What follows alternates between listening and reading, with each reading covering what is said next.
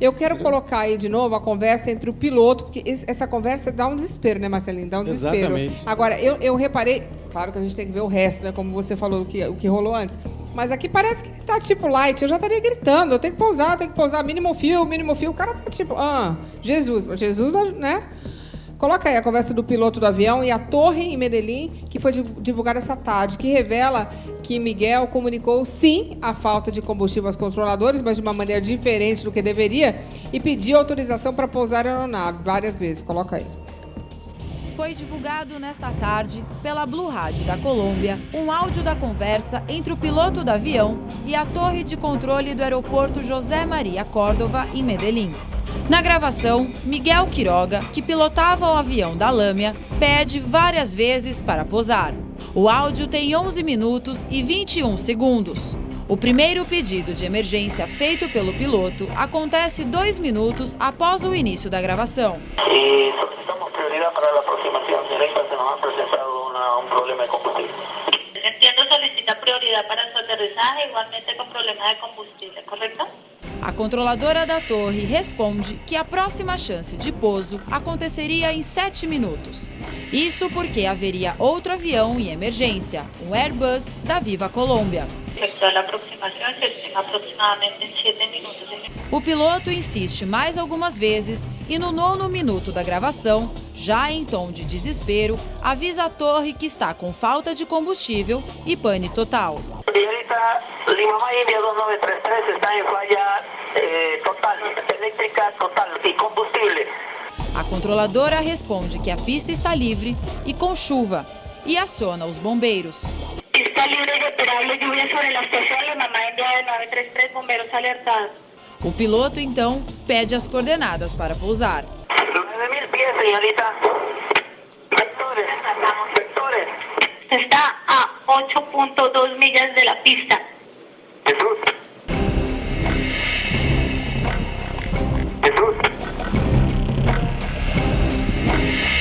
Ele estava o quê? A 16 mil quilômetros? Estava perto, né? Estava 8 milhas, né? 16 quilômetros, 15 quilômetros aproximadamente. 16 quilômetros, desculpa. Nesse ponto... Do lado, né? Nesse ponto, não dava para fazer mais E o avião nem já ele, começou a perder controlador. altitude. Né? Nesse momento aí, eu vi um gráfico ontem do voo, né?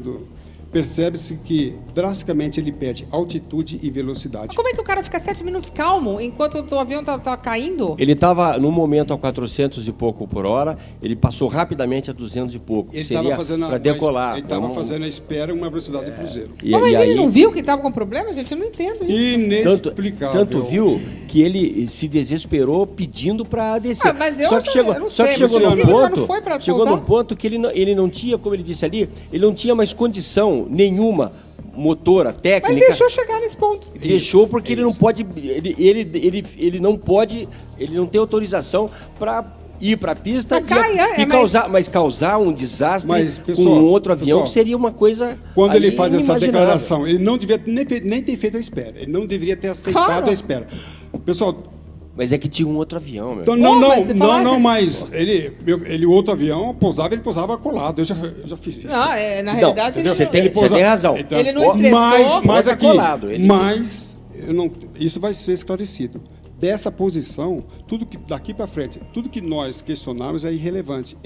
Se não tivesse outra aeronave à frente em emergência, ele não teria chegado. Ele foi preterido. Ele está livre, ele não ia conseguir. Ele não ia conseguir chegar. Mesmo que não tivesse. Não, ele já deveria ter. Ele tinha que ter. Você falou que tem que ter 45 minutos de autonomia. Ele ficou 11 minutos e caiu. Ficou 10 minutos ali. Ainda que não tivesse. Ele não tinha combustível para essa autonomia. Ele não tinha combustível. Ele fez 2 órbitas. Cada órbita é 4 minutos. Ele já estava ali a primeira 4. Na realidade, ele tinha que ter chegado e pousado direto. Ele não tinha mais combustível. Pessoal, toda essa regra do mínimo fuel, que é uma situação que antecede. Evita que. O mínimo fuel é o seguinte: evita a aeronave entrar em estado de emergência.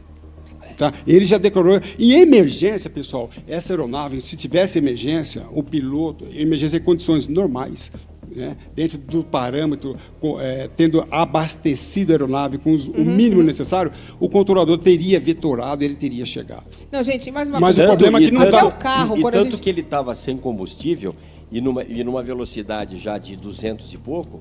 Tanto que o avião não se estraçalhou inteiro, Os corpos não estão todos estraçalhados, tanto que nesse momento... Conseguiu fazer reconhecimento? Não, eles já estão fazendo, inclusive já começou a fazer, não só o reconhecimento, como... DNA. Não fazer, como é que chama quando você prepara o corpo? Exumação.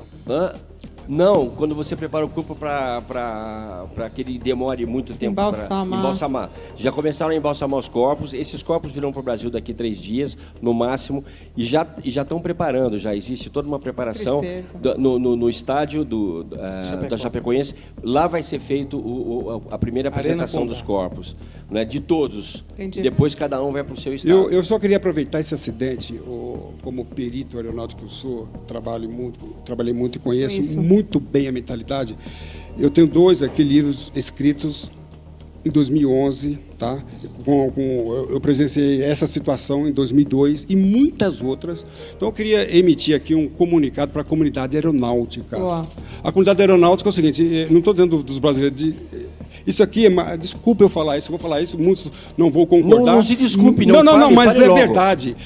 É momento da comunidade aeronáutica se conscientizar, principalmente pilotos, de regras, né? Para que cumpra essa regra, que não possa haver pressão. Eu participei. Mas eu acho que não pode sair. Haver participação e nós pilotos, eu vou falar como piloto que fui, não pode. Esse dia atrás eu vi uma expressão que numa discussão, o cara falou, Calazans, mas se o cara não fizer isso, ele perde emprego. Então, antes de você perder o emprego, acho que não pode decolar. Não, mas ele perde a vida para fora. Mas ele tem que ter a coragem. Entendeu? Claro. Como a Marcela falou no começo. Quando Exatamente. você lida com 250 vidas, 150 vidas por vez que você levanta voo, claro. Eu estou falando porque o meu sogro foi mecânico a vida inteira. E todo avião desce quebrado, desce com problema e eles consertam embaixo, já sabe disso. Todo ele? Então, Todos? Que medo porque disso. você voa a 10 mil e vai tendo problema, entendeu? A manutenção serve para isso. E às vezes o barato sai caro. Você então, comunidade aeronáutica. Mas em 96, o Corinthians foi um diretor. Olha aí, olha essa. Ele foi e pegou a companhia mais barata, a Fly. E aí nós acabamos o jogo da Libertadores, né? O senhor me corrija se eu estiver errado. Na pista, existe 3 pontos de velocidade, é isso? Não, quantos pontos? Mais ou menos? Existe, a pista é dividida em 3 trechos. Em né? 3 eixos. Eu só sei ali. que a gente estava no último com a velocidade do primeiro. Alguma coisa assim. E o avião caiu. Foi pro estraçalhou. Parece que você está dentro de uma lata de sardinha. As poltronas soltando. Você vê jornalista quebrando o braço. A perna, desespero. Dentro do avião. Eu não estaria aqui contando... Eu não estaria aqui falando, estaria morto. Então você vê a falta de compromisso, de responsabilidade. Como é que é isso, Marcelinho? Como é que é? É desesperador. É desesperador porque não sei quantos segundos para poder remeter. Então o piloto ele segurou na pista chovendo, em Quito, no Equador. E lá você tem que remeter, ganhar altitude para poder sair dos morros. Você estava tentando pousar, isso? E nós fomos já na pista, você não tem o vidro que você está vendo, só a janela. Tentando pousar. Ele deveria ter remetido. Tentou pousar, remeteu. Começou a bater na grama, daqui a pouco nós fomos e todo final tem aquela descida. O avião estraçalhando ali, ó, com tudo, as poltronas quebrando, um passando por cima do outro, e você começa a pisar, você quer pular desesperadamente. Aí sai aquela coisa inflável, todo mundo pula, combustível queima, o tupanzinho, você vê jogadores ficarem... Morto, gente. Não, graças a Deus não morreu ninguém. Mas ficou um preso aqui na ferragem, o outro ali. E você vê que você não é nada, mas por quê? Depois foram analisar e ver. O piloto devia ter remetido. Não, era para pagar um pouquinho a mais, não quiseram pagar para pegar um avião mais barato e destrói às vezes vida. De repente eu não estaria aqui. E agora, como é que fica, Luciano?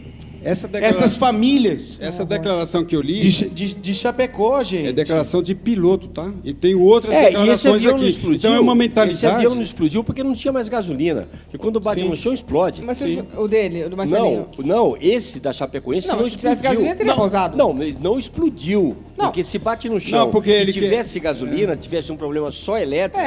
mas... Ele tinha gasolina. Mas e o nosso não remeteu, Luciano. Não vai dar para pousar. Caiu, explode. Não, mas Luciano, o nosso foi na pista. O piloto ele foi corajoso ali. E um detalhe, a aeromoça, quando bateu, estraçalhou, quebrou tudo, gente machucada, gritaria, a aeromoça lá atrás falou, sai, sai, porque o avião vai explodir. Você não sabe o que você faz. Mas ela foi é uma bomba de competente, gasolina. Né? É uma Agora, bomba de gasolina. Eu não sei, eu não entendo muito de aviação, mas eu acho que deveria ter uma regra que não tem jeito, que não levanta voo se não tiver o que tem que ser feito. Tem que ser uma regra. Esse avião precisa ter tanto. Não pode. Existe uma forma de fiscalizar isso? Não. E tem mais uma pergunta também. Quando a gente está no carro e abaixa, né? Você está lá, você está vendo a gasolina, o diesel, vai abaixando. Sempre que chega no vermelho, ainda tem um pouquinho depois. No avião não tem isso? Não, ele de reserva? Ele tem, claro. O piloto ele tem condições de verificar. Não é? Porque no carro você tem uma reservinha depois. Segura, eu vou dar um recado, aí você vai me dizer. Porque eu sei que no carro tem. Você está no vermelho, mas ainda tem uma reserva. Que você fala, o brasileiro, a gente fala, ele tem uma reserva para chegar lá. Não tem isso? Eu quero saber se no avião também não tem isso. Gente, eu estou chocada. Quer dizer, a gente não pode julgar, mas parece que ali foi uma falha humana. A gente tem, como eles falaram, né? A gente tem que esperar para ver a caixa preta. Então, eu fiz uma pergunta se realmente não tem como fazer uma lei que o avião não pode sair, ter assim, precisamos de tanto, uma fiscalização mais séria, mais efetiva. Porque, óbvio, se é que foi isso que aconteceu, foi falha humana de planejamento de voo. E depois, como a gente tem aqui o Carlinhos, que previu que esse voo iria, que essa tragédia iria acontecer, ele também vai fazer uma outra previsão depois comerciais com mais Super Pop.